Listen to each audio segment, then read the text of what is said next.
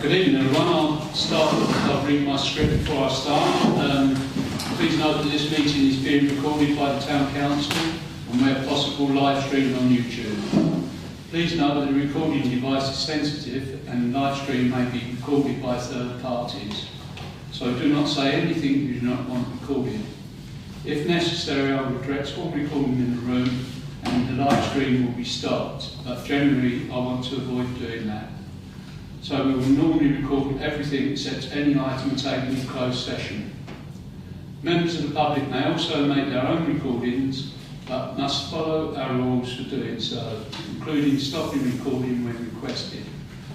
Whilst we do not accept anonymous speaking at the public forum, members of the public who wish to speak but do not want their name published must please indicate this before saying your piece. Thank you. Item 1 on the agenda. This is Mr. Mark Fry, Network Service Manager, Water Socket Services, and Darren Merkin, Field Performance Manager of Haverhill Water. Good evening, gentlemen. Welcome to the Planning Committee. Good evening. Thanks for inviting us. If one of you would like to say anything, yeah? Yeah, so obviously you've contacted us with some challenges, some community concerns, particularly around Dudley Hill area. Pulled together just a few bullet points and information, so I was going to suggest if we just run through this as a bit of an opener to respond to those challenges, and then from that perspective, obviously happy to answer any questions. That would be good. Yeah, work through it. So contact that. So just clarify again. Mark Wright, Network Service Manager for Haverhill Water. So I'm responsible for the water network for Haverhill Water. Everywhere we provide water in Essex and most of Suffolk. And so Haverhill comes within that boundary. Introduce yourself. Yep, I'm Darren Merkin, so I'm the Area Operations Manager for Kia, who's the principal contractor for Haverhill Water. I'm taking the works, and obviously we're responsible for getting the main repair and the backfill and the reinstatement element of works as well. That's across all of Suffolk and Essex as well. So. Thank you. Ideal people we want. Yes, exactly. Yeah. So this obviously relates to Dudley Hill. So we've looked back at some history just to see what we've been up to in that area. And we acknowledge the fact that it's been busy in the last 12 months, and particularly busy in Dudley Hill since March, April this year. So prior to that, I think our last work was around October last year, but certainly since March, April this year, we've been very busy in Dudley Hill. We can see we've delivered at least 11 jobs over that period. And we acknowledge that this has been a high workload for us over this period, specifically in Haverhill Hill. But generally, to be honest, we've had a real tough summer with respect to climate conditions, long dry periods, then short wet periods. So we've been challenged with a lot of leaks this summer and a lot of work to respond to. Some of the work we're relating to in Dudley Hill is to do with the water supply network, so that's getting water to customers, and it's all what we refer to as reactive maintenance work. So this is work where an asset fails, a customer contacts us, and we react to that. So this is not planned work, this is all reactive work. And the majority of work that we've delivered in Dudley Hill, we classify as emergency type works.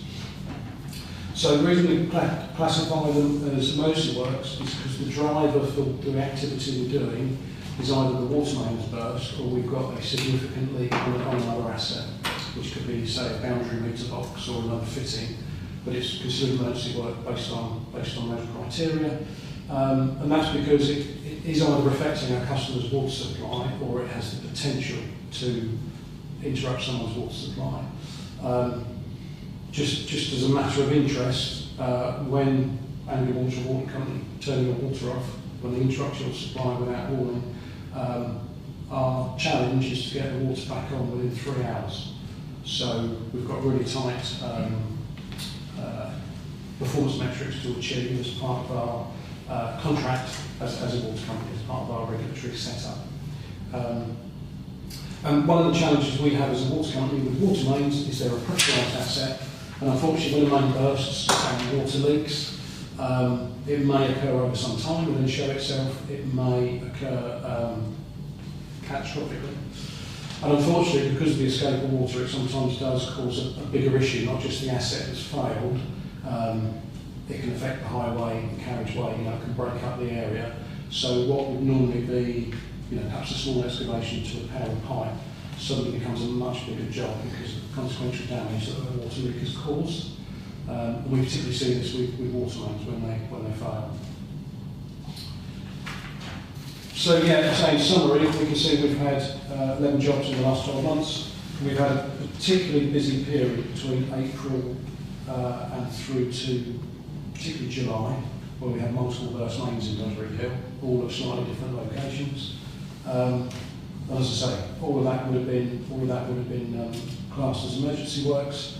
On most of these, we can see they were burst mains, and in a lot of cases, unfortunately, we've had to put traffic management up in order to safely carry out that activity.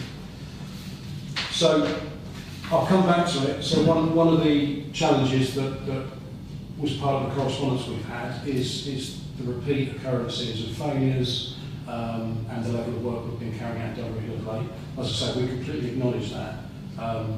Yes, we've been busy in Haverhill. Yes, we've had a real tricky run of asset failures to deal with, unfortunately. So they're not the same job. They're all individual pipe failures at different locations or sometimes close locations. But I know on one particular event we've reviewed back in April.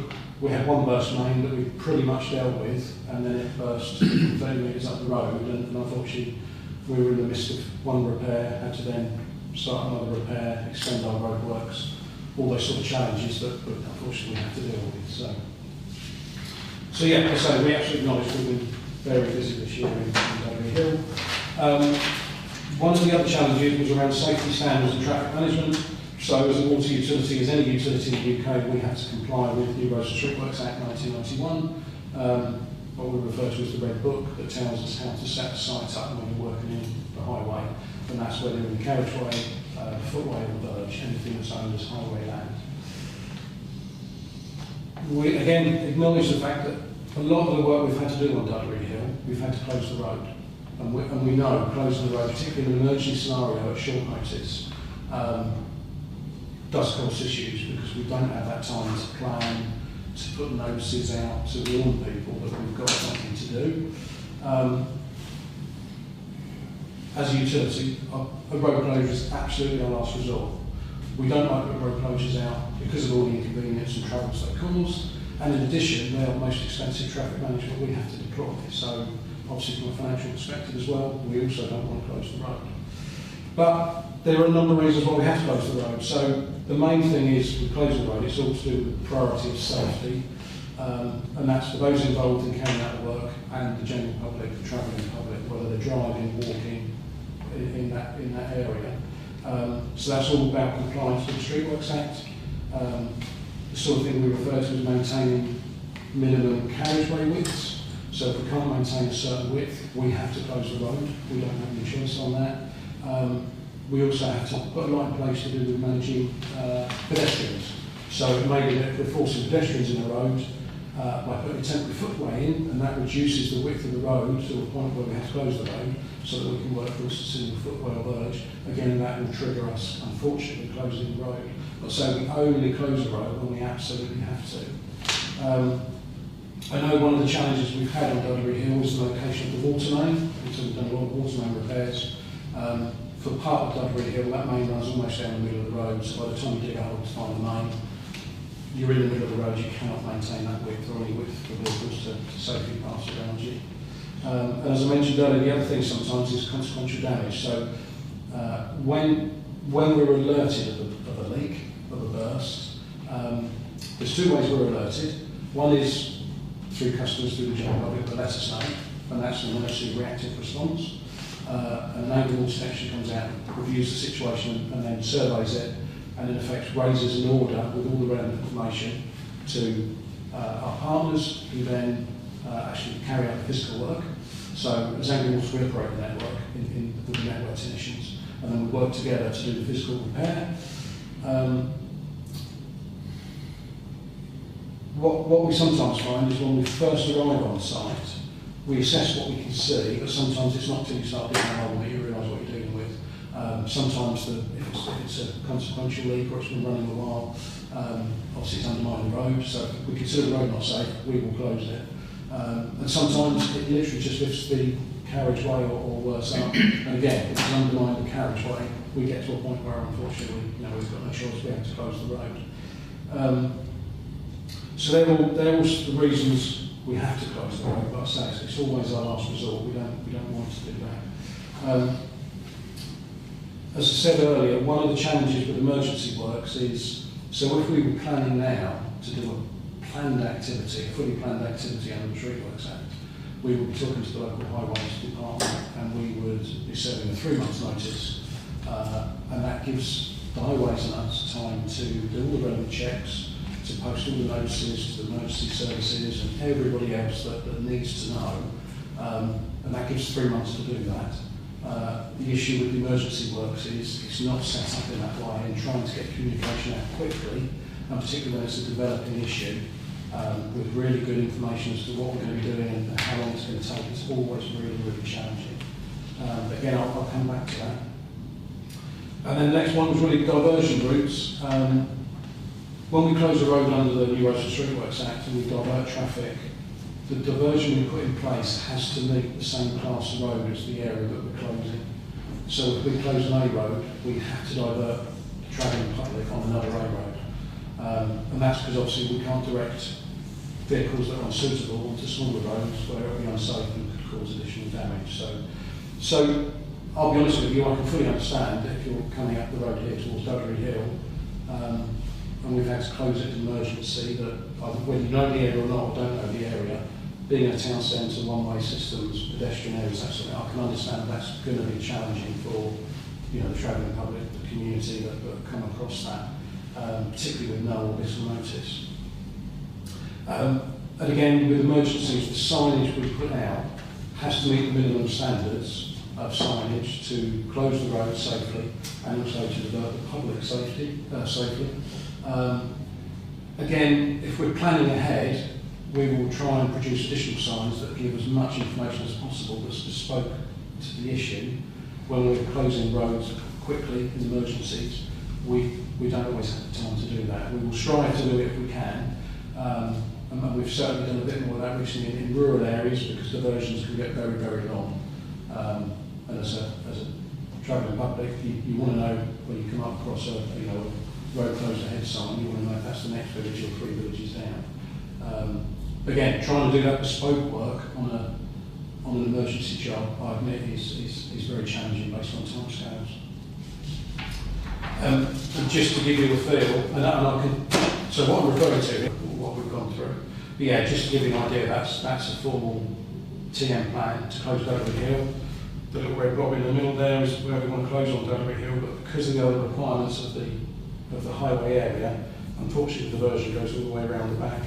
I think that's Lord's Croft and all the way back Cronin Road, which when you look at it doesn't look logical, and if you're local it doesn't look logical because I bet you know other ways to get around. But say we have to follow the rules of implementing formal diversions. So one of the points was that repeat work, the fact that we've been here so often recently. So as I said at the beginning, absolutely acknowledge that. So you may be aware that water companies work in 5-year investment cycles that are referred to as AMP periods. So we're just started the first year of our new AMP period, which is AMP 8 for the water companies. As part of that, as Angry Water, we have a challenge to put in 11 kilometres over the next 5 years of new water mains. So that's either brand new water main or replacing or refurbishing existing water mains. So there's a couple of ways we highlight that. One is we have a central asset planning team that monitor all the work that goes on in the business, all the operational frontline work. So they're looking at asset performance to understand where assets are failing and causing the business issues. And when I say business issues, that includes obviously the communities we serve and the knock-on effect of our activities. But then also locally, as a management team, when we're working too regularly in a street, in a village, we also in the other direction start escalating to say, look guys, this particular area is getting out of hand, we need to look at future investment. So I just wanted to clarify that process has already started with Haverhill. We've escalated it. The amount of burst mains we've had this year alone is exceptional. The amount of work we've done in Haverhill is exceptional. So that's gone in the big machine that is the machine that works out where we invest the money based on all the other proposed schemes, all the other potential schemes, that all the other equivalent angry water areas, all the other processes. So the money's not just spent on water mains, it's spent on waterworks and water recycling centres. So basically we feed into that and hope that we get a scheme approved. As I say, there's a good look going forward at the moment. Next 5 years we're going to be doing a lot of mains land work. Whether Haverhill is successful in that process in the short to medium term, I honestly can't tell you at this stage, but happy to give you updates as we know a bit more as to where that proposed scheme. So the proposed scheme we put forward is to relay the existing main right through Haverhill from the very top to the bottom. It's about 700 metres, and in round numbers that would cost somewhere in the region of £200,000 to £250,000 to replace. Of course that also has its own challenges, because to replace a water main by default you're going to come and work in an area that is sensitive, that is already difficult to work in. And obviously part of that planning and design process will be to come up with the best option to replace the assets with new, but with the least inconvenience to those that are directly affected by it.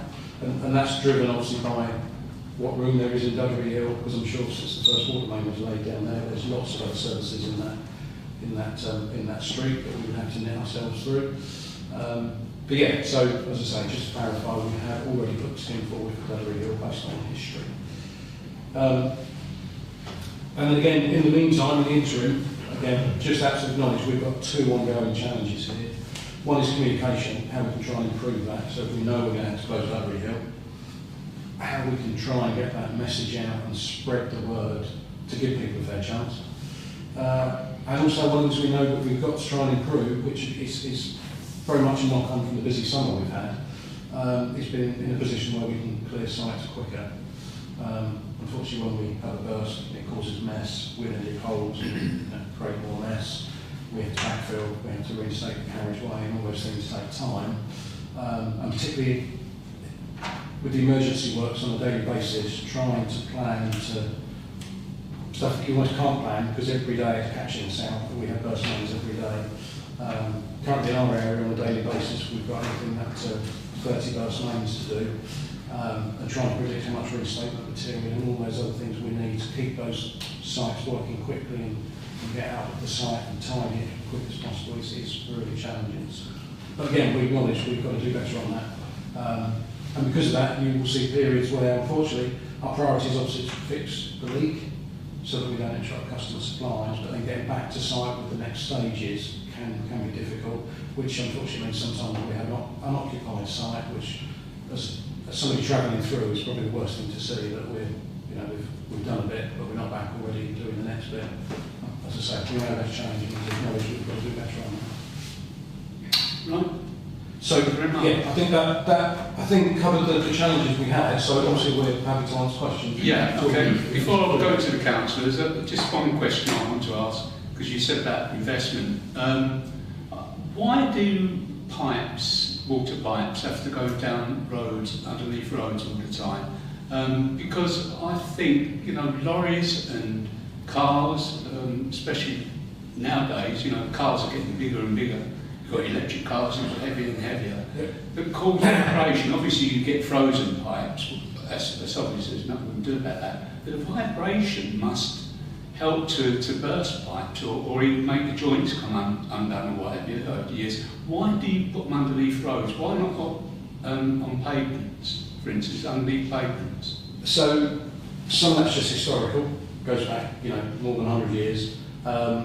If we were planning a new scheme now, like Haverhill, if the best thing to do was to put the new main under the footway, we would strive to do that. The problem we have now, well, as I said earlier, when we go back to put new assets in, footways are getting very, very busy. So physically to fit new pipes in, if we can, it's the best thing for us, because further maintenance, work, etc., we're moving it out of the worst area.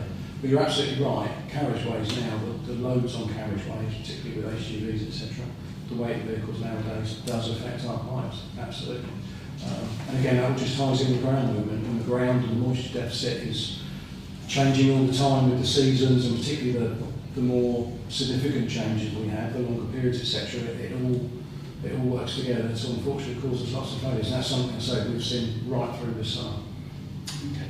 Right. Thank you. I'll come to the councillors. Councillor Brown and Councillor Brennan first. So obviously, and again, we're talking a very urban situation here, so we're very limited to our options. We wouldn't choose to lay through people's front properties because of the potentials of future access issues. But where we can, yes, we try and lay outside the carriageway. Okay. Councillor Brown. Thanks very much for that presentation. As you've highlighted, that is 11 major repairs needed in the last 12 months, but it has been going on for this 10 years. We've had major issues in Haverhill. Some questions really. So, what's the average cost of a repair, an emergency repair with the emergency road closure, the actual physical work, and obviously you've got reputational damage as well? Yeah. You know, how much would each repair cost roughly? Well, yeah, so a road closure could cost anything up to sort of £2,000 at that time. Obviously, by the time we then put our team labour costs, the reinstatement material, that I've obviously got an exact figure. No, You would be looking, you easily be looking into the sort of £4,000 to £5,000 mark per job by the time you add in all the labour, all the costs. So you're up to 50 to 60,000. I think, to be fair, you can conservative, something would cost a bit more. But yeah, so obviously that infrastructure, is that steel pipe running out there, or is that plastic? No, it's an original pipe out there, so it's an iron pipe. Yes, so so middle of the town, yeah, very common, based on the age of the infrastructure where it's located. It's obviously it does need changing. Just worried around, just thinking around your investment program. You're spending a huge amount of money at the moment on water quality stuff. Yes. Is that separate? The supply side different? Is that different investment? It is, yeah. Yeah. So basically, that hasn't impacted on your supply side. So what happens every 5 years is we put a business plan as a business together to say all the things we want to do with respect to investment. Obviously that has to be balanced against the change in customer bills. The more we invest, customer bills unfortunately go up. So it's all a balance, but the reality is our business plan is split into all the different segments. Some of those are things we want to do, some of those are things we have to do or need to do because regulations change. There's a lot of, as you say, there's a lot of regulations around water treatment that are changing. So we've got a pot of money to spend on doing those improvements to treatment works to keep them compliant. This is a separate. It's a separate pot. It's all about the scheme getting to the top end of the list, where it falls in that investment. I mean, because to be fair, over the last year, it's become a laughing stock really. The work that's been going on. You've seen, you must know this on several occasions. You've just repaired one, and then within a few days you're back again. The roads are closed, and it has an impact on the businesses around here. And it's an emergency road closure, so obviously there's different criteria around your signage. But you tend to put a sign down on Haverhill Road there saying road closed, and that impacts a huge amount of. So they don't actually know whether it's 10 yards up the road or 300 yards up the road. So it causes absolute confusion. So I think better signage. I know it's an emergency, but there could be some way of saying road closed 600 metres ahead or 600 yards ahead or something like that. So it gives people who live up Haverhill Road or Mount Road, businesses up here, opportunity to make a decision. I understand fully that you have to divert the traffic via A roads or whatever the type of road it is. I 100% understand that. But if you could just put some better signage up to let people know exactly where it is, and then that would relieve a lot of the confusion there. Thank you. That's a fair challenge. Yeah, absolutely. Just going back to your first point, one thing we find with our networks is generally they're settled. obviously the pressure on the system, Yeah. they're settled. We have a separate team that are out, so that's the other way we end up repairing leaks, because we have a separate team. So all our networks are monitored 24/7 on our telemetry system, so if flow into an area suddenly starts to increase, it gets investigated to understand if that's usage or potentially we have a leak or leaks occurring. So that's the other way that we trigger work as well, and in a lot of those cases the leak's not visible to the public, it's occurring underground, so again that triggers us to go and carry out work. But one of the things we find, particularly with older networks, is that they stay settled, and then sometimes you'll get a leak failure, particularly if it's a catastrophic main burst, and it sends a shockwave through those pipes that have been settled for as long as they've been settled from the last. And now and again, what it does, it sort of rattles that network, and all those weak points that have not been, quite happy, we then find we get a period where it takes time to settle the network down again. Just when we think we've got there, another one occurs, and it's almost an iterative process. And it's always different. Sometimes it occurs, sometimes it doesn't. And it's all to do with understanding those background. We would definitely welcome the investment in that main. It's caused so much aggravation. Councillor Greeley. Sort of kind of pick up on some of the kind of disruption for the length of time works take. So obviously, I've always found that the time you start digging, you repair the leak pretty fast. Looking back, there's been a clear delay between that fixing the leak and actually getting the road back open again. So some of them have been up to a week, one was even over a week before the road was reopened. And in that time, the site's empty. Obviously, being a major road through the town, it's our bus route, all the Dudley Road and half the Clements Estate are then not served by buses in that time. So it's kind of really crucial to get the road open again. It's kind of understanding why it takes so long. Because it appears to be a delay to get the road, or to get the whole field and resurfaced. And then even sometimes a further delay of a day to get the road actually reopened and have the cones removed. Why does it take so much time between these kind of steps? So I think we've obviously gone through these jobs for the last year, and we've seen that the main failure with regards to the getting site in that is more the reactive emergency works. The ones we have a bit more control of, where alright, we know we've got to get in a week or two, we can plan it a bit better. We can, when we are getting the site sort of cleared, sort of the next day.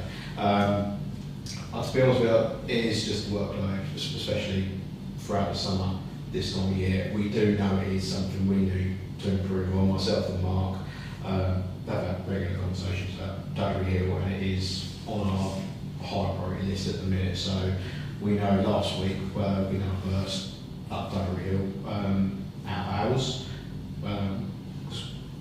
We can allocate resources to that.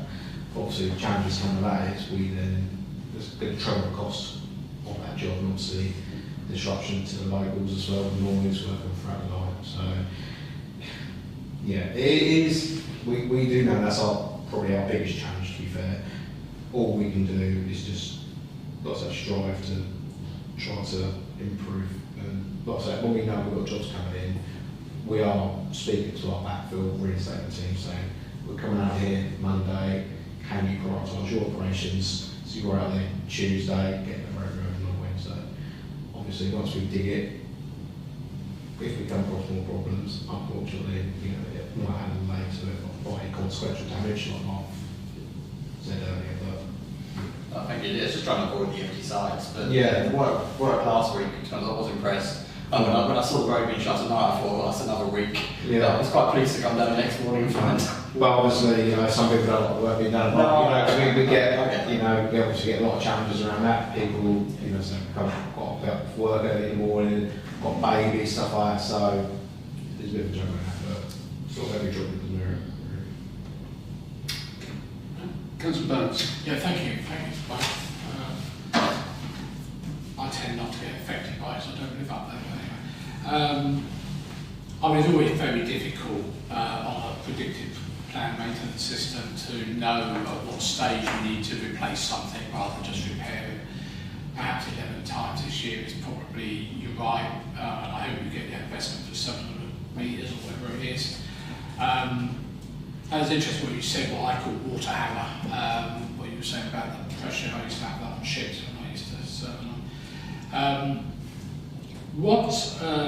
When you talk about communications, what Tony said about, personally, if you had that sort of thing, you can't go off and print a new sign saying Dudley Hill closed there. You can put a digital sign up of some sort, of course, which people do, which I think are quite effective. And of course, you already invested capital once, and you can change it to whatever you like. When you replace the mains, do you just put a new pipe inside, or do you actually have to dig up the old one first? It depends. Every job has merits. Yeah. So that'd be the cheapest option. yeah, we've got lots of methods of installing new pipe within existing pipes, but we have to make sure that if we do that, the wider network is not. There's no detriment to the wider network. Yeah, because water pipes, the smaller they are, the harder it is to push the water through.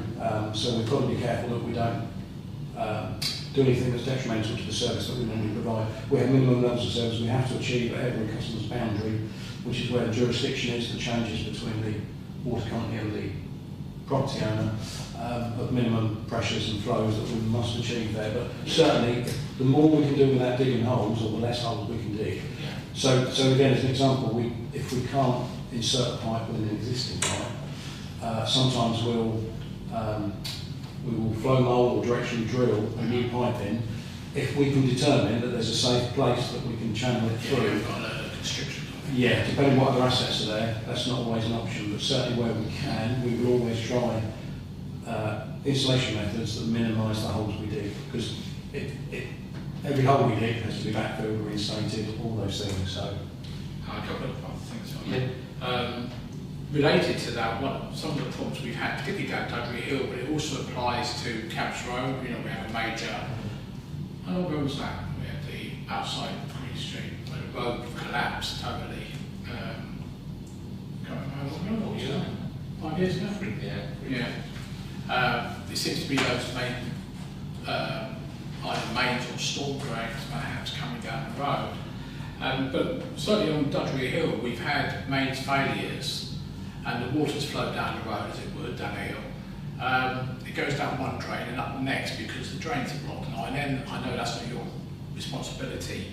How much cooperation do you get out of the county council to get those drains unblocked, because you're just moving the water flow from one place to another, and sometimes to a worse place? yeah, we do get cooperation. We obviously have to request it. Yeah. One of the things as a water company that one of the other, what am I trying to say? One of the other parties that watches what we do, one of our regulators is the Environmental Agency.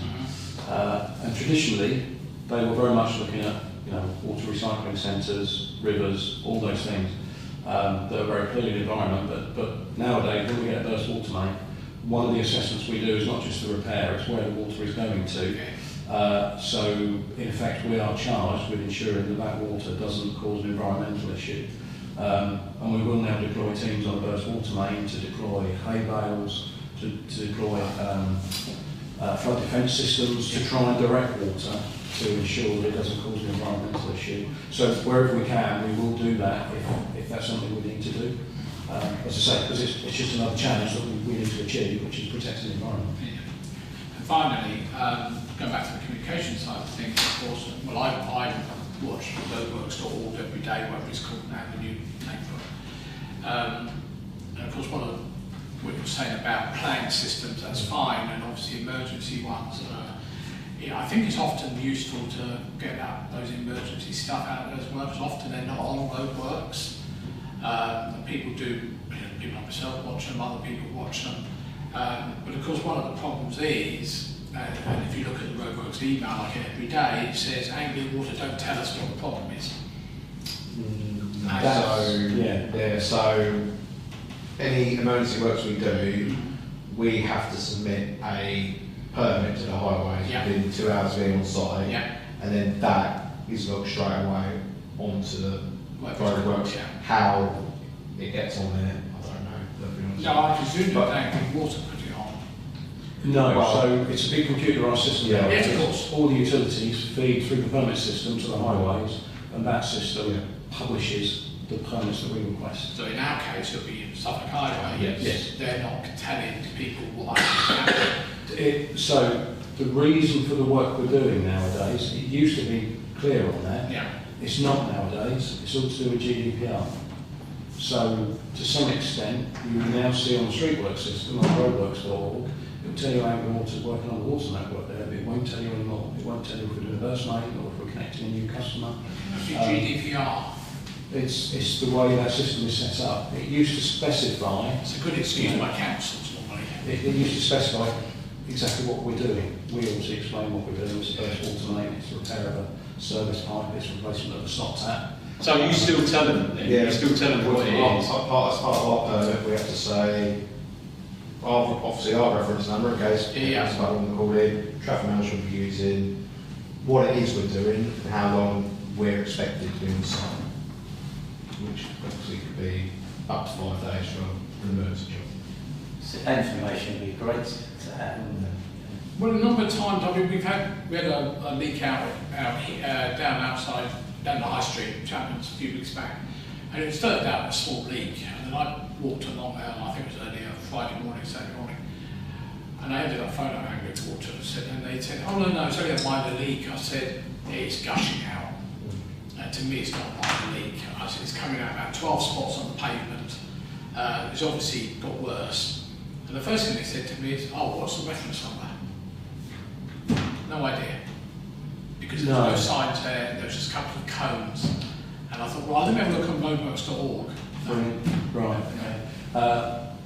It won't be on roadworks.org at that point, because we've not served the notice to say we're coming. No, I understand that, yeah. What should happen, that cone that you see, if we've left a cone out to mark it, there should be a little card on there, and what the technician does is they write the job number on That's there. what I would expect them to see. Exactly, and unfortunately we put those out, we don't necessarily know if they disappear. No, that's right. There's only 2 cones. I'd expect it more, so you probably... They're normally coded tied to the top of the cone. Yeah. Good. I mean, they came out and fixed it, but it was... And to be fair, again, acknowledge the fact this summer we've had a real leakage change. And it was customers like yourself who tell us something's got worse. I mean, we can reprioritise work. You get to the right jobs as quickly as you can. Thank you.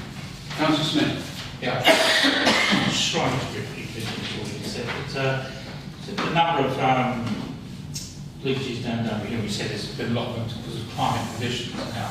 Indications are it's going to get worse. So when you're doing these repairs, are you putting any sort of future proofing? Otherwise, if you just put the same thing back again, you're going to get the same problem, aren't you? Yeah, generally most of the materials we use nowadays are plastic, in general terms. Not always, but in general terms. When we put a section in, it tends to be plastic that we put in.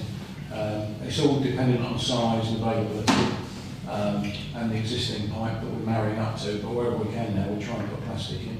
But of course, when we do a repair, an emergency repair, our driver is to, if we turn the water off, to get back on as quick as we can.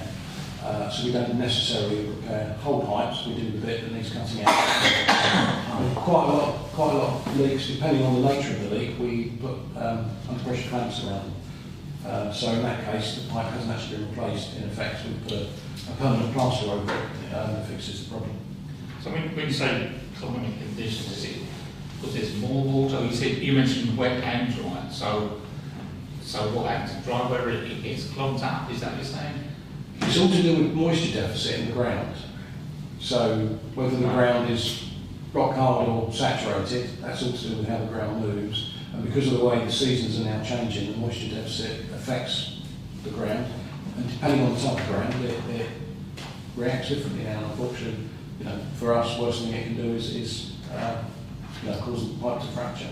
But generally, all the new mains we bleed, certainly at smaller diameters in towns and villages, it tends to be plastic. It's all very flexible nowadays. A lot of what we put in is welded. It's welded plastic rather than push-fit joints. So once it's all welded together, it can move with the ground, and it's less moving joints because it's all been welded together. Okay, so the new 700 metre whatever pipeline has to be plastic. Is that going to have joints in it, or is that going to be... The joints generally would be welded. There'll be the odd, what we refer to as a mechanical joint, but our aim is to weld everything.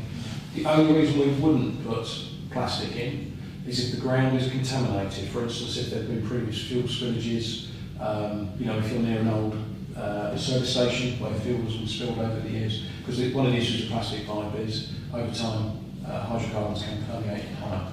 So from a water quality perspective, we need to put in a pipe that won't allow that to happen.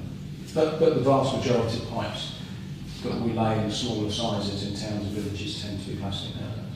I feel the number you quoted, 250,000, to replace it, it's really low, it seems very low, isn't it?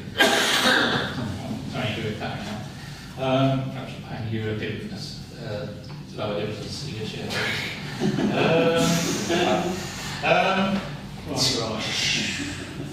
You said it's difficult when you're at an emergency to get things in place. Surely you must have some contingency plan, a red book or something. It's the phone numbers where you ring some person and then that sets off in motion things that happen.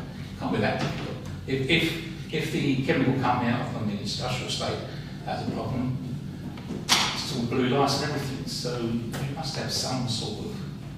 Yeah, although we're not a blue light service. But it's the water is a basic essential, isn't it? Yeah. So that is. The water's a danger when it's out of control. So a pressurised pipe fails and the water's escaping before we take control of it and throttle the leak down. But once we take control of it, it's not deemed an emergency from a safety perspective like that. So you don't have a list of phone numbers, okay, well, that starts the ball in motion. We do for certain activities when there is something very specific or non-routine. Unfortunately, the routine work, there's so much of it at the minute, as Darren's explained earlier, it's all about trying to prioritise it, because all the time we're committing the next stages, next teams to do the one that happened previously, and particularly with jobs like this, where a few of these jobs have had consequential damage, we can never predict on a daily basis, as an example, how much tarmac we're going to need.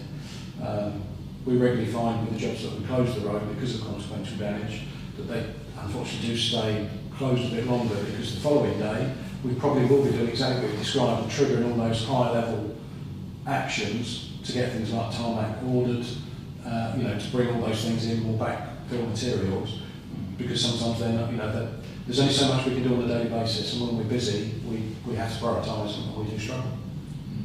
Away from the roads, just got to say quickly, there's been a couple of instances really recently where there's been leaks on private property and angular water haven't want to come out because it's nothing to do with them, where all the time there's literally hundreds and thousands of gallons of water going down the drain every day, and you claim to was it Loveberry Trough, is that what you're...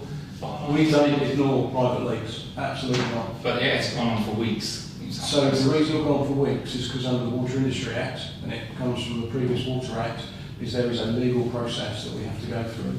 If it's a private leak, we don't own the asset, and the chances are it's in private land. So we have to go through a legal noticing period with the person responsible for the leak. That's the same arrangement for all water companies in the UK under the Water Industry Act. And yes, those first couple of iterations give the customer 30 days and another 30 days to repair their leak. At that point, if we need to, we can trigger a legal, having done the notices, we can trigger a legal action where we can actually force entry, whether that's being in someone's property or actually breaking into the property. So we have examples. There's a lot of water going to be wasted in 30 days. Yes, yeah, I absolutely agree. But say, unfortunately, don't get me wrong, a lot of customers are cooperative. Once we speak to them, they realise they've got a leak. A lot of people nowadays have things like home insurance to cover underground apparatus. Most customers cooperate and work with us. We still will formally serve notice to get them to start moving. Most customers cooperate. Yeah, it's usually not the resident, though, it's the landlord. Always a complication, absolutely always a complication. Okay, thank you. Thank you. Councillor Burns? Yeah, thanks. A couple of minor things actually. It's interesting what you said about plastic pipes, hydrocarbons, because I was involved in building some ships back in the late 70s, which we used plastic pipes for crude oil. Needless to say, they didn't last very long. Nothing to do with this particularly. You did this major main supply from wherever it was up north somewhere. And it's still ongoing, yes. Still going on. How far are you? What's the progress on that? Because it's obviously come through town, but... Yes, yeah. So you would probably in this area, you would have seen that we've laid a main from, I'm going to say up near Hundon Village, all the way down through towards Great Ratting. Yeah. So yeah, main's all laid. Currently that's all been tested, so from a local perspective. And at the moment we're working through the plan of actually finally connecting and commissioning those new assets. Where's it coming from to? But the actual wider, what we refer to as our interconnector, the spa, yeah. that starts up on the in Grimsby on Humber I Bank. thought it was in Lincolnshire, wasn't it? Yeah, and it connects, so stage 1 that we're still working on from a construction perspective goes all the way down to Colchester, picks up a number of major towns on the way and cities, so it goes into Lincoln, into Peterborough, connecting to Bury. From Bury we go across to Ipswich. We're in the next couple of months commissioning the section from Ipswich down to Colchester. So yeah, a lot of the pipe has been laid, certainly in this end of Anglian Water, because it's been prioritised, because that's where we're most at risk. And we're at stages now where pumping stations and mains are being commissioned over the next months and, you know, a couple of years. What's your estimated deadline, finish date? I think on the original scheme that was promoted, I think it's another couple of years, but we're already designing the next parts of that interconnector that bring. So that interconnector, as an example, the bit down to Haverhill was an additional bit from the first design. As I say, that's all been laid through. And it's all part of a strategic network, so we'll be able to move water in different directions on a grand scale, as opposed to, and that's driven a lot by the fact that 50% of the water we use in Anglian Water comes out of the ground, it's from boreholes. Through sustainability reductions, we get to the point where we can't take as much water out of the ground. How much water we take out is licensed from the Environmental Agency, and in order to protect the environment, we're working with them and we're reducing the amount of water we take out of the ground. To some extent, or to the biggest extent, we will shut down treatment plants or borehole sites where the environment is at risk. Hence, the new pipeline will bring water in from a neighbouring area. But that interconnector that we first designed is already at the next stages of the next connections. Okay, I would like to do this, which was interesting. Thank you, Mark. Right, thank you very much. Thank you, Mark and Darren, for coming. Especially, we asked you to come last meeting, and unfortunately, I think it had to change your meeting. we had to change our meeting, because we've got a few hats. You know, there's 4 out of the 5 of us here. It's got different hats for different councils. So unfortunately, all the council reorganisation, we've had loads of meetings. So sorry about that. No, but thank you very much for coming, and I hope you take on board. And thank you for recognising the problems that we've got. And I hope the reinvestment comes in. I really do. We'll keep you up to date with that.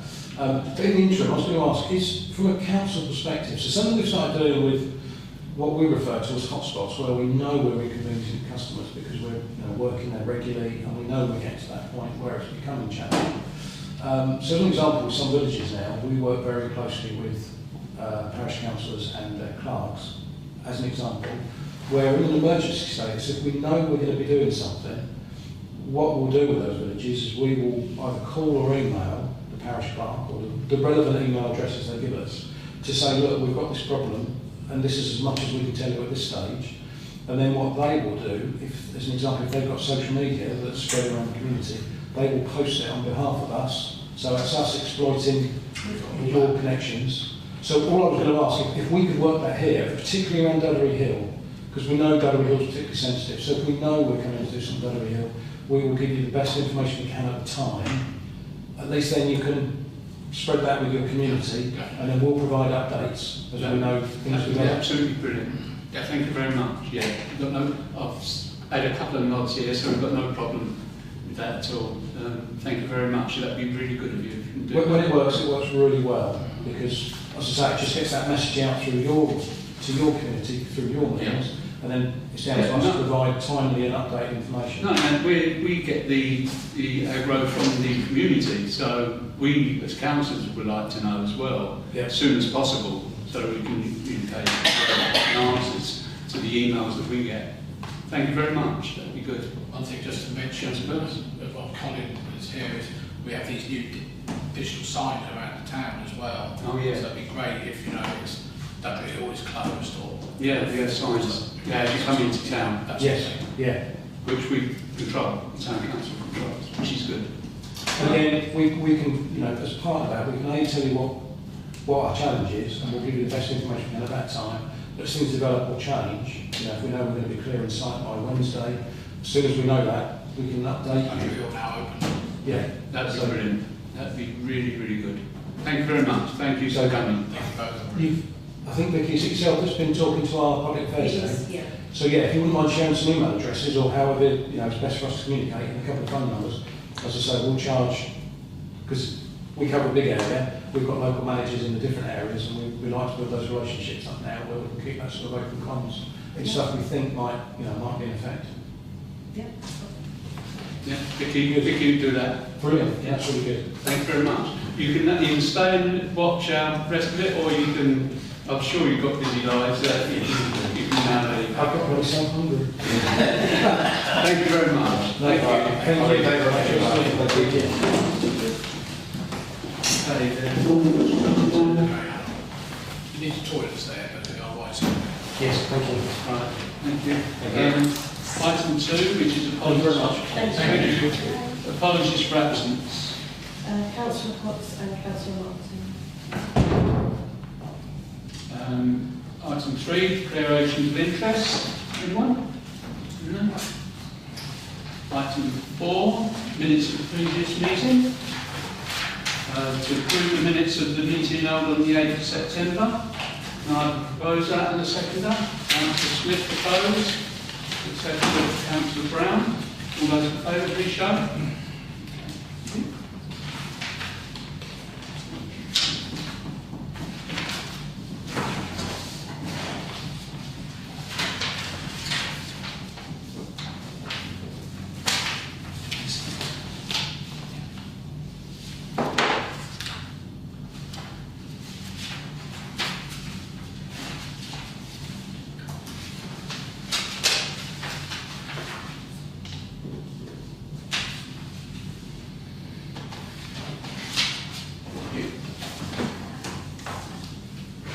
Item matters arising.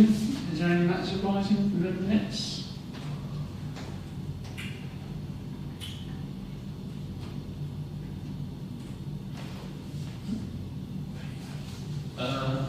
It's not a few. Yes. No, I haven't had any answer to that. I'll have to get back to them. Yes, we can. It's also emails. Do we? You can send us lots of emails. Yeah. Email from Colin Wright. Colin White, right. Yeah, I didn't send them today. Because that's the reason I send him straight away, because I'll forget otherwise. So, I don't think, he hasn't said that he's going to secure them, he's just said he's getting in touch with them, didn't he? If I He's right gave all remember. sorts of reasons why they couldn't do it. Yeah. Because they couldn't find some piece of legislation. Yeah, it's some reason, wasn't it? I was going to bring this up under Matt's report, but I had an email. Right, you can bring it up now. Yeah, that's right, as it's relevant. Yeah. I had an email from Jack Oak, who had an email from somebody called Dominic Owner. Yeah, yeah. Enforcement officer. Enforcement officer. So the council received a report to notice that I think it came in yesterday, but I was in Harlow. And a discussion with the owners who are pushing back a more formal action they require to get them to secure the site. The open area of the site was, open rear area of the site was covered in thick brambles, which we know, which were actually providing more of a barrier than a hoarding. But it was, but you can still get through there, because I managed to get through there quite easily to go and see what the inside was like. So Jack was basically saying, he was asking Jack, well, how serious is this? And he came back and said, well, we haven't done anything recently, but we've had a lot of problems from the police to prevent such behaviour, etc., about the dangerous side of the things. And he went back and said, I know more about it, reporting the history and everything, but he hasn't come back to me. It's not any person. Who was it? Dominic what? He's civil enforcement officer. Right. Never heard of him before, but No, had a lot. Right, okay. I know it's about the Vixen site, apparently about the Fox. Oh. No, nothing on the Fox. Oh, right. Right. That's it. Okay. Right, so 6, object, that one. Any comments at all? No? No? Okay. Yeah. Okay.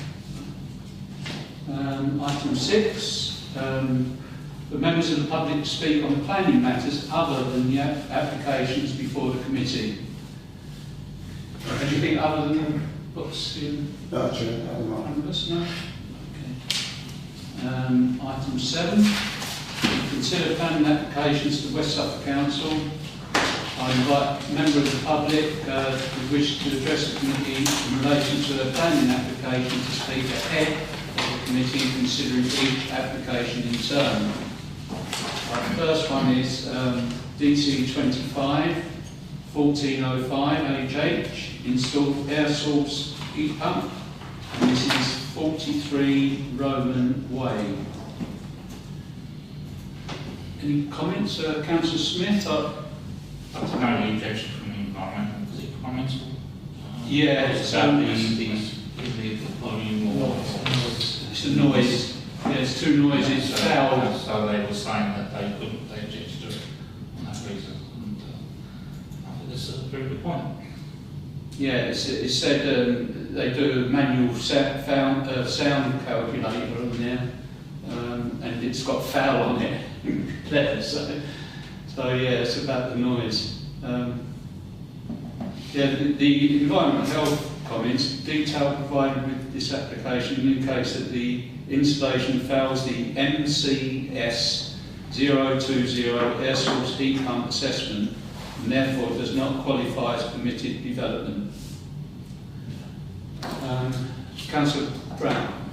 Yeah, all it means is that because it's potentially over that sound level, it has to come, obviously to us and further consultation, but none of the neighbours have raised any concerns. Looking at it, it's only going to be marginal. I mean, I haven't personally got an issue with that. Yeah, it says here that the application will therefore require submission of a noise impact assessment. Yeah. Or the substitution of air source heat pump proposed with a model which is a lower sound. Well, I would propose neutral and let the officers decide they're the better judge of understanding the noise assessment. Okay. Yeah, and get an impact assessment. Yeah. Yeah. Any other comments at all? No, my only thought was, well, they're quite big houses, quite a distance away from them. Yeah, the noise might be noisy at that location, but I'd probably put it in a box of some sort. We can't. To be fair, I think when you're going to start getting an issue is when it's cumulative, when you've got 3 or 4 houses with the same. The thing is, a lot of the time these will be working in the dead of winter when everyone's got their windows, etc. shut anyway. So it's not like summer aircon, where you've got your windows open and you hear your neighbour's aircon unit going. They're generally for heat. So. Okay. Councillor Smith? So do we know where the dreams were taken there? I mean, if it's something... I've been reading into that. I think it said it was taken as at the window. Whose window? The window, or the closest window from there was content assessment position was the closest first floor window of neighbour to the right and looking for the back of the property. So that does affect the neighbours. Yeah. But if it's a Well, fail, if it's a fail, surely. I mean, it's up to them to sort of produce evidence that they've improved it. Yeah, it needs a noise impact assessment. Yeah. But I thought that would be a noise impact assessment, but I might be wrong. Councillor Green. This is just whether they can do it on permitted development. So, because it's failed, that's why they've got to put a planning application in. So this fail isn't a reason in itself for a planning application to be refused. It's just it can't be done under permitted development.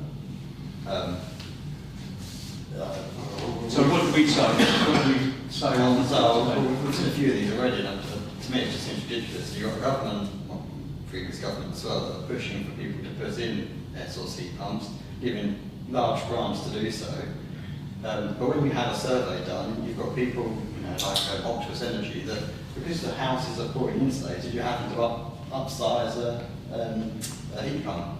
So it's not surprising that we've got this problem. It just doesn't make any sense that no one has kind of amended the permitted development laws. But personally, I think we should just go for our second Tony's proposal, neutral. I don't think it's for us to decide. Right, okay. Any more comments? I comment how much did it fail by, but do I care really? Well, Yeah. not by much. I don't know what the level's supposed to be. Didn't that give another one, give more what the actual thing is about? Sort of. I didn't see one when I looked through it. Yeah. Not whether the environmental health mentioned anything about that. I didn't say. I don't know what the level is. Yeah. I mean, if you fail by 1 decibel, that's not the end of the day, is it? Yeah. Yeah, because decibels are quite, 1 decibel can make it quite a bit of difference. It's to be honest. not rhythmic, yeah. Yeah. But Right. planning officers will Yeah. Yeah, exactly. understand the noise impact assessment, etc. So Yeah. That's in both noise and assessment. Right, okay, we've had the proposal by Councillor Brown and the second by Councillor Greeny. All those in favour, please show. That's carried. Okay, unanimous, that one. Okay, the other one is item 2, which is DC 25-1431, and this is a TPO. TPO 182, 1 Walnut, marked on plan, marked T1 on order, overall ground reduction by 2 metres, ground lift by 2 metres, ground above ground level, and this is 5 Rowan Close. Okay, any comments on this? Looks pretty good to me.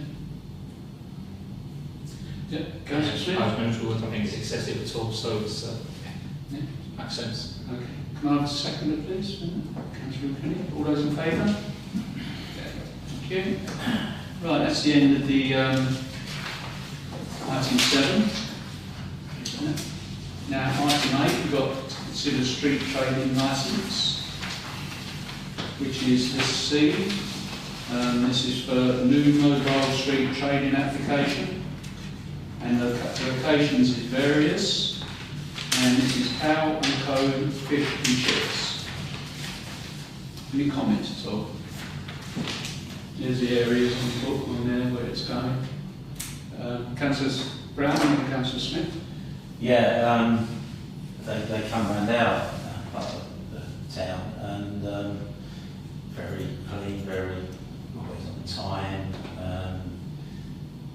very friendly. Look, wouldn't personally have any problems at all. Are they from Chapel Drive? Yeah, I think so, yeah. No, franchise. Yeah, they stop at Chapel Drive. That's it, yeah. They might actually have them go, that's there. That's a umbrella. Yeah, people are very quiet, I notice, when they're standing around. I can't hardly hear anyone talking. No. They're very quiet. I've been past them a few times. Yeah, and to be fair, a few people, they look forward to it, come around once a week and so. Okay. Councillor Smith and then Councillor Green. We've got really on the problem. I just found it very confusing with their timings. It's either 3 here for half an hour. I went, well, how can I set up? Do their frying, I mean, It's like an ice cream van for fish and chips. isn't that dangerous to be running around with a tub of hot fat? It wasn't watered.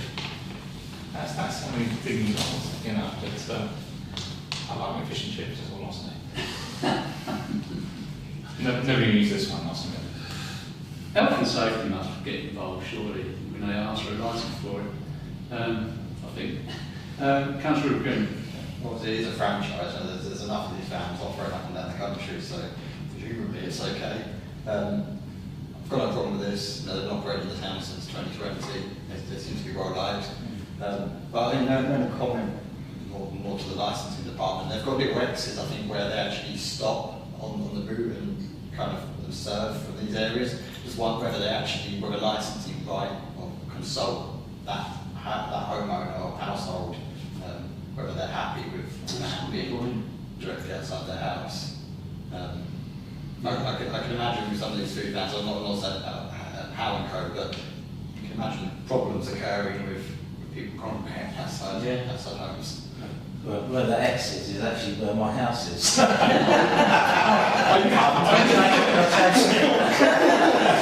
Declaring an interest.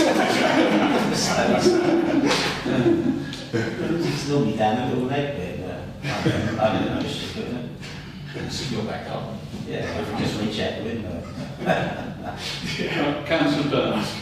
So what you were saying earlier on about driving around, when it first started, they used to have the guy stood in the back while they were going around, and Department of Health quickly stopped that. Oh, right. Yeah, you can't do like that. So they were driving around about 20, 30 mile an hour. You can see, you can't sit in the back, you've got to have a seatbelt on and everything else. Yeah.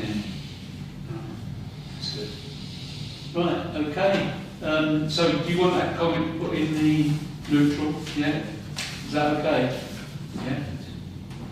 I mean, they serve the villages and such like. I've seen them in Huddersfield, no one ever goes there, so they're a good service. Yeah. Lovely. Can I have a seconder for Councillor Smith's proposal? Councillor Green? All those? I thought you proposed. Yeah, next time.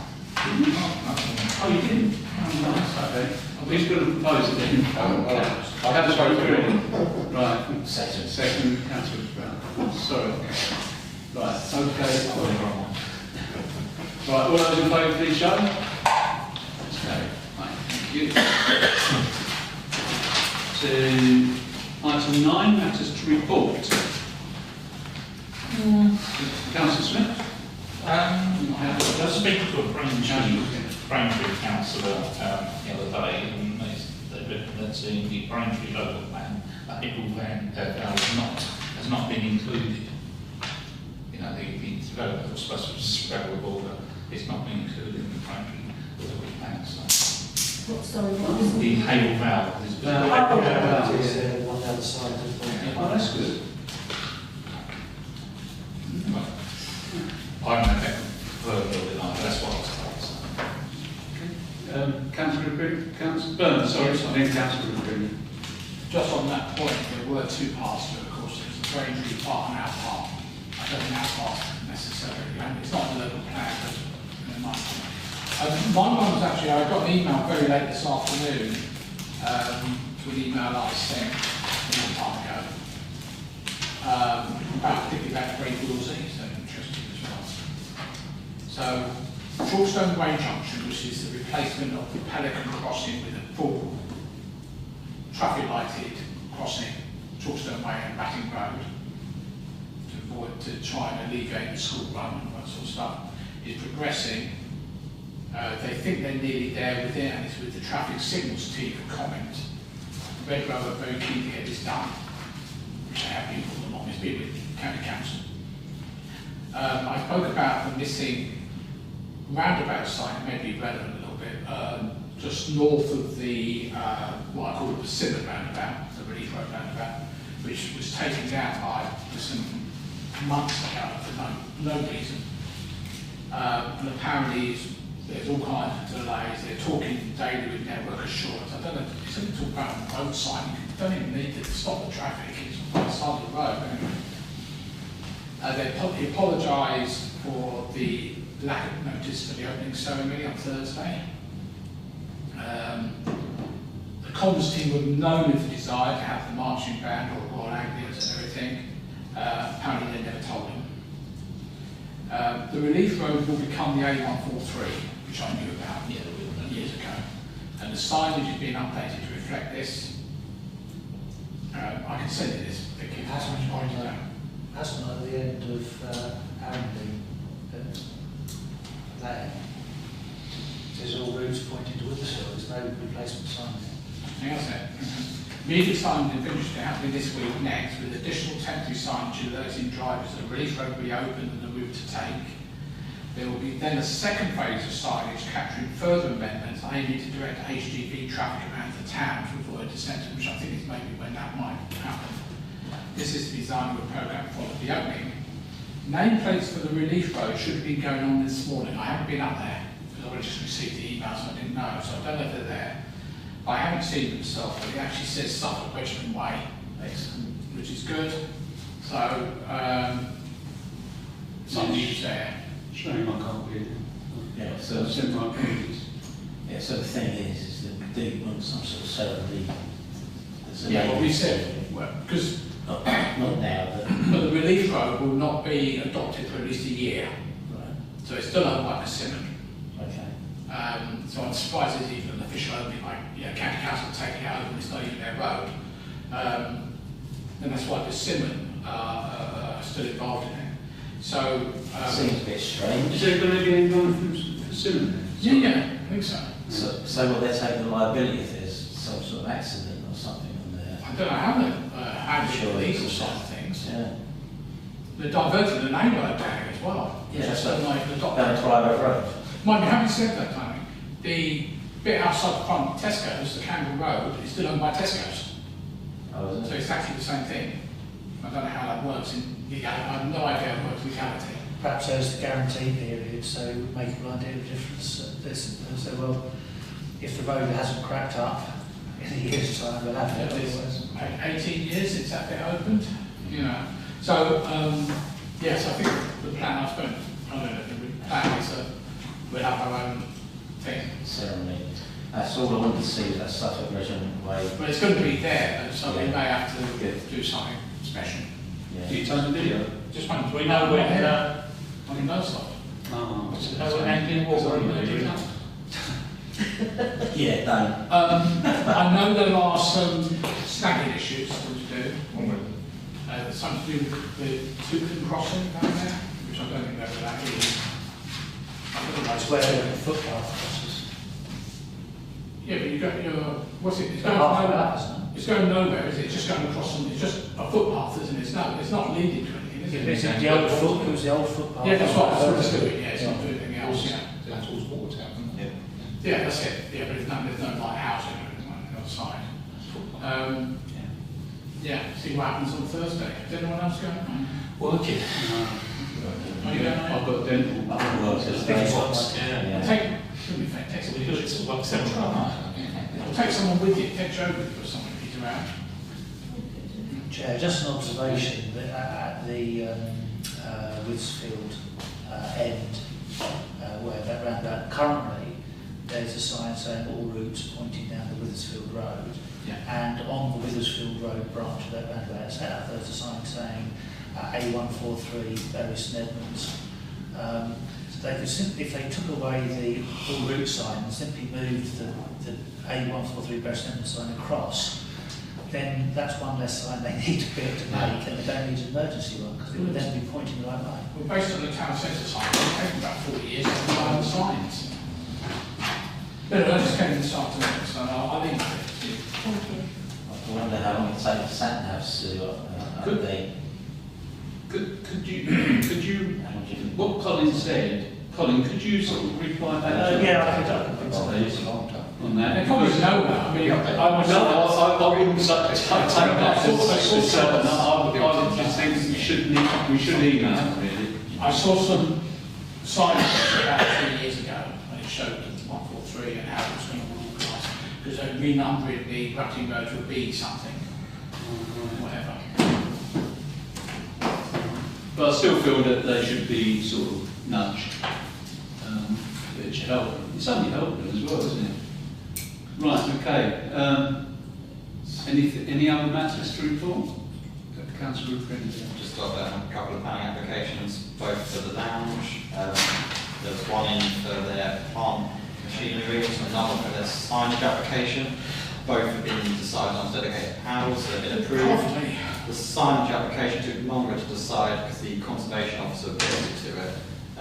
They had to make a number of changes. They didn't like the bracket for the hanging sign, they didn't like the colour scheme, and they didn't like any of the lighting that was proposed. So all the lighting has now been removed, and the bracket changed, and some of the colours removed. Who objected? Conservation officer. What around the never comes. Well, it's in the conservation area. But they're quite happy for the part next door. Facade to drop off onto I've already pointed out that all the shops surrounding it have lighting, and the lighting they suggested was looked nice. It was just kind of almost old-fashioned lamp that come over and just illuminated the wooden sign proposing. It's ridiculous. Had to move it all. Oh, and the menu board in the window going to have a little web LED strip of light down the side also had to be removed.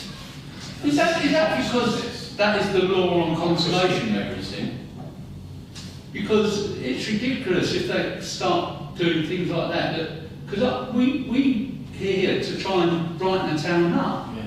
And if that doesn't, surely it goes against sort of, you know, doing the conservation area. The conservation area is supposed to help the town, not go against it, is it? Isn't it? You know, it seems ridiculous that they're doing that. Anyway, it's gone through. I just want to know if it's law, you know, on conservation areas. Or is it just their opinion? Claire Johnson, senior conservation officer. Okay, I'll say nothing. Yeah, it's absolutely ridiculous. I really can't understand that. Why they, you know, it must be the law. Just they wouldn't have said it, surely. No, it can't be their personal opinion. Right, okay. There's a big lit up kebab land opposite there, so it's not sad. Depends on hot next door. Yes. Peacock's has lighting, the Ball has lighting, Jack's Mock has lighting. So it doesn't make a lot of sense. So in some ways it does feel like someone's opinion. That, Churches have lighting. yeah, well the church is what they're trying to protect. Yeah, but they didn't protect it from the pub. I held Okay, right, date of the next meeting, which is the 6th of October. And thank you